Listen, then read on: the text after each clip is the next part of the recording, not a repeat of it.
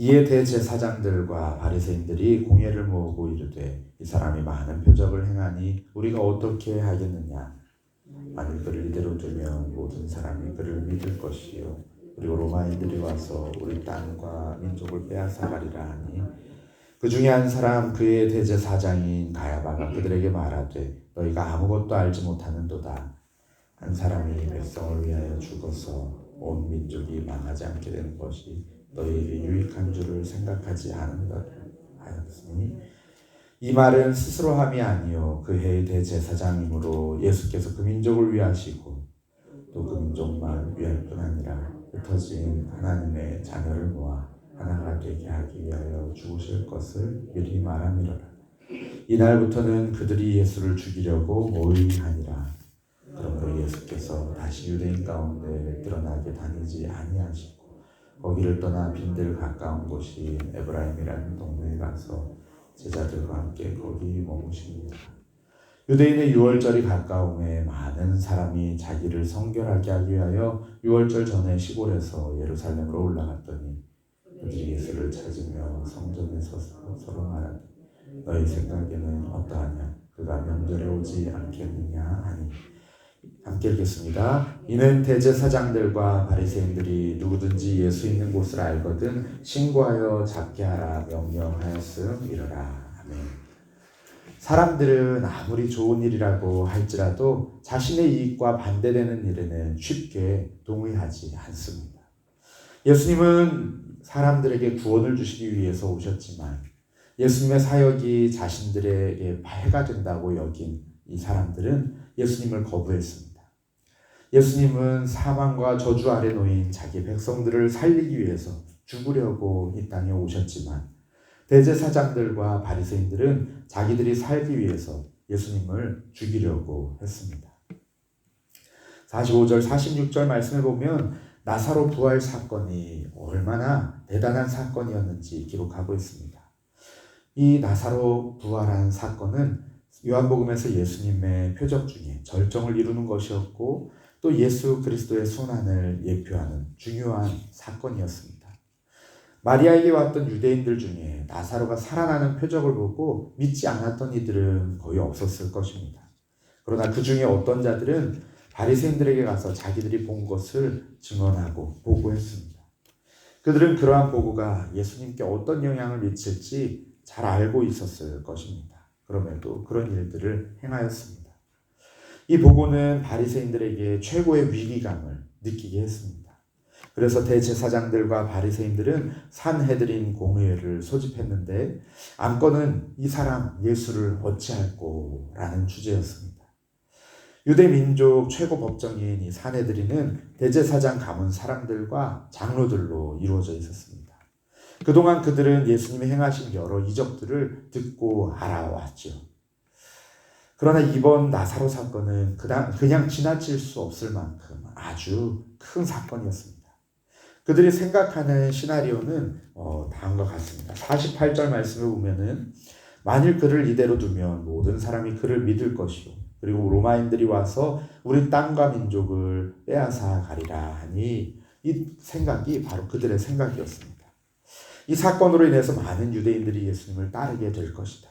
그들은 그를 왕으로 삼으려고 할 것이고 그를 중심으로 대대적인 독립운동 내지는 로마에 대해서 대항하는 반대운동을 일으킬 것이다. 그러면 로마군이 와서 우리 유대 땅과 민족을 빼앗아가고 말살시킬 것이다. 이런 내용이 그들의 걱정이었고 또 그날 산헤드린 공회의 중심 안건이었던 것입니다. 이 문제에 대한 해결책이 가야바에 의해서 제시되고 만장일치로 채택됩니다. 가야바는 공의원들을 무시하는 교만한 발언으로 너희가 아무것도 알지 못한다라고 이야기하며 시작합니다. 한 사람이 온 민족을 대신해서 죽어야 유익하다라고 제안을 합니다. 이 한 사람은 당연히 예수님이시겠죠. 그의 대제사장이었던 가야바는 이전의 대제사장이었던 안나스의 사위였고 그리고 제멋대로 행동하는 교활한 기회주의자로 성경에서 그려지고 있습니다. 그는 무제한 피를 흘리는 일도 여러 번 서슴지 않고 했습니다. 사실 예수님 한 사람을 죽여야 한다고 제안한 것은 민족을 위한 것이라기보다는 자기의 인기와 영광에 장애가 될 것 같아서 그를 제거하려고 했을지도 모르겠습니다. 그런데 가야바가 제시한 방법에는 그가 알지 못하는 하나님의 깊은 뜻이 담겨 있었습니다. 요한은 51절, 52절 말씀에서 이 발언에 대해서 이렇게 해석합니다. 이 말은 스스로 함이 아니요 그 해의 대제사장이므로 예수께서 그 민족을 위하시고 또 그 민족만 위할 뿐 아니라 흩어진 하나님의 자녀를 모아 하나가 되게 하기 위하여 죽으실 것을 미리 말함이로라. 아멘. 이것은 마치 하나님이 이방인 바사왕 고레스를 들어서 이스라엘을 포로에서 귀환시키신 것과 마찬가지로 하나님의 구원 사역을 예비하는 일을 위해서 가야바의 입술을 사용하신 것으로 볼 수 있습니다. 가야바의 제안은 예수님이 유대민족을 위하시고 또 그 민족만 위할 뿐 아니라 흩어진 하나님의 자녀를 모아서 하나가 되게 하기 위해서 죽으실 것을 미리 고백하게 하신 것입니다. 예수님을 죽이도록 제안한 가야바는 어찌 보면 인류 구원 역사에서 부정적인 모습으로 사용된 인물이라고 할 수 있겠습니다. 본래 대제사장들은 우림과 둠밈을 사용해서 하나님의 뜻을 선언했죠. 그러나 하나님은 대제사장 가야바의 입술을 통해서 예수님이 온 세상을 구속할 하나님의 어린 양임을 공공연히 증언하도록 하셨습니다. 흩어진 하나님의 자녀를 모아서 하나 되게 하는 것은 요한복음 10장 16절 앞에서 이미 예수님이 말씀하셨던 내용입니다. 또 이 우리에 들지 아니한 다른 양들이 내게 있어 내가 인도하여야 할 터이니 그들도 내 음성을 듣고 한 무리가 되어 한 목자에게 있으리라 라고 하신 예수님의 선한 목자에 대한 설교에서 이미 다뤄진 내용입니다. 여기에서 흩어진 하나님의 자녀들은 이방인들 중에서 구원받을 성도들을 가리키는 것입니다. 예수님을 통해 유대인과 이방인이 하나 될 것이라고 하셨는데 이것은 교회 안에서 유대인이나 이방인이나 하나 되는 축복, 하나 되는 구원을 누릴 수 있을 것이라는 것을 예언한 것입니다. 이 유대인들의 모의는 결론부터 내리고 진행되고 있습니다. 곧 예수님을 죽이는 것은 이미 결정되어 있는 일이고 그를 어떤 방식으로 어떻게 빨리 추진할 것인가 하는 것만 남았습니다. 이 사내들인 공예의 결정은 예수님께도 전달되었습니다. 정확한 때를 기다리시는 예수님은 더 이상 유대인들에게 드러나도록 다니시지는 아니하십니다.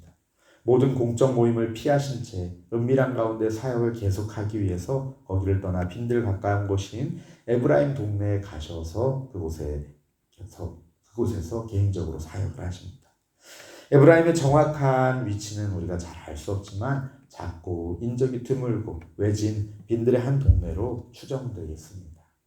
그곳에서 예수님은 예수님의 마지막 사역을 준비하시며 제자들과 함께 거기에 머물러 계셨습니다. 곧 그곳에서 제자들 양육의 마지막 사역에 힘을 쏟으셨습니다. 다가오는 유월절이 예수님께는 마지막 유월절이었죠. 유월절은 유대인들에게 가장 큰 명절이었습니다. 유월절이 되면 모든 백성이 자기가 살고 있는 곳에서 예루살렘으로 올라갔습니다. 가능하면 유월절 전에 도착해야지 자신들을 정결케 할 시간을 가질 수 있었기 때문입니다. 유월절을 지키기 위해서 모인 사람들 사이의 최고 이슈는 예수님에 관한 것이었습니다. 예수님은 장막절과 수전절에도 예루살렘에 계시면서 말씀을 가르치셨기 때문에 훨씬 많은 사람들이 모여드는 이 유월절에도 예수님이 오셔서 말씀을 가르치시지 않을까 하고 예상했습니다. 왜냐하면 예수님이 예루살렘을 방문하실 때마다 많은 표적들을 행하셨고 또 말씀을 가르치셨고 유대 지도자들과 함께 논쟁을 벌이셨기에 큰 기대를 가지고 예수님을 기다리며 찾고 있었습니다. 반면에 어떤 유대인들은 예수님을 잡거나 돌로 치려고 했습니다. 유대 당국자들에게는 이번이야말로 예수님을 체포하기 위한 아주 기회의 명절이었습니다. 왜냐하면 나사로를 살린 사건으로 인해서 예수님의 인기가 많은 유대인들 사이에 퍼져가고 있었기 때문이죠. 그들은 전국에 공식적인 예수님의 수배령을 내렸습니다. 특별히 유대 최고회의에서는 예수님이 있는 곳을 알고도 그 장소를 알려주지 않는 그 범인에 대해서, 공범에 대해서 벌을 내릴 것이라는 것을 암시하고 있습니다. 그런 의미에서 볼 때 가룟 유다는 사내들인 공회가 내린 그 명령에 순종하고 또 그 명령에 복종하여서 예수님이 계신 곳을 알려준 것입니다. 마태복음 20장 27절 28절 말씀에는 예수님께서 오신 이유를 이렇게 밝히십니다. 인자가 온 것은 섬김을 받으려 함이 아니라 도리어 섬기려 하고 자기 목숨을 많은 사람의 대속물로 주려 함이라. 예수님은 살리기 위해서 죽으시려고 이 땅에 오셨지만 오늘 본문에는 그런 예수님을 믿는 자들이 있는 반면 이용하여 죽이려는 자도 있고 현상금이 붙은 예수님을 팔아 넘겨서 한몫 잡으려는 자들도 있었습니다. 우리는 어떤 자들입니까? 어떤 자들이 되어야 하겠습니까? 우리 성도님들은 우리의 선한 목자 되시어서 양들을 위해서 자기 생명도 아끼지 않으신 주님을 믿고 따르는 자, 그리고 이제는 그 주님이 우리에게 맡기신 사명을 기억하면서 생명조차도 조금 더 귀한 것으로 여기지 아니하고 우리에게 맡기신 그 사명을 감당하는 예수님의 제자 되시기를 주님의 이름으로 축복합니다. 우리 이 시간에 함께 말씀을 붙들고 기도하기 원합니다. 우리 생명의 주인 되신 주님께서 이 땅 가운데 죽으려고 오셨는데 어떤 이들은 그 예수님을 잡아 죽이려고 모의하고 음모를 꾸몄습니다. 하나님, 우리들은 그 주님을 믿고 따르며 그 주님의 말씀에 순종하며 살아가게 하여 주시옵소서. 주님, 우리에게 주신 그 십자가를 지고 주님의 십자가를 따라갈 수 있도록 주여 우리 가운데 함께 하여 주시옵소서. 우리에게 맡겨주신 그 사명 감당하는 주님의 참된 제자들로 살아가게 하여 주시옵소서. 우리 함께 기도하시고 개인 가족과 나오신 기도 제목으로 기도의 자리로 함께 가시겠습니다. 함께 기도하시겠습니다.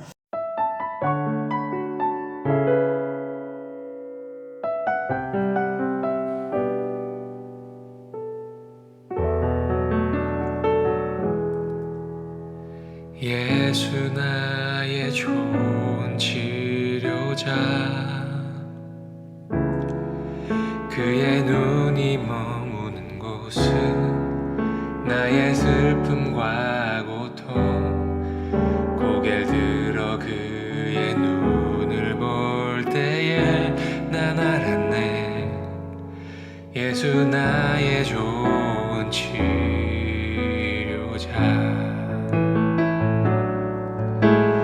예수 나의 좋은 치료자,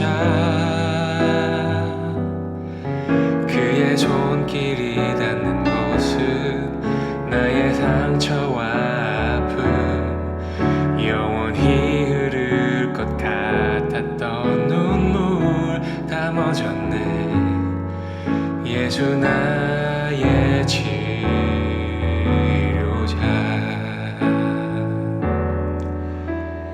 나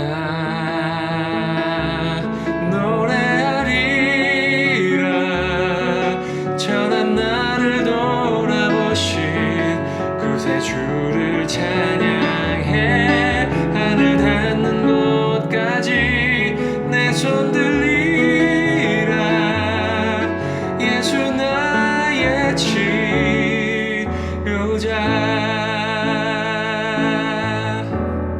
예수 나의 좋은 치료자, 그의 손길이 닿는 곳은 나의 상처와 아픔, 영원히 흐를 것 같았던 눈물 다 멎었네. 예수 나의 치료자,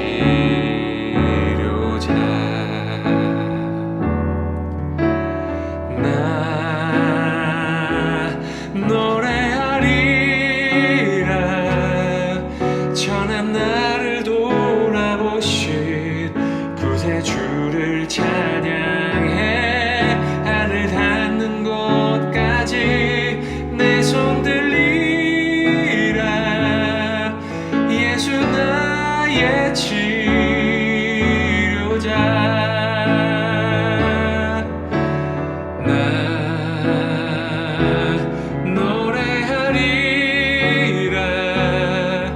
전한 나를 돌아보신 구세주를 찬양해. 하늘 닿는 곳까지 내 손 들리라. 예수 나의 치료자,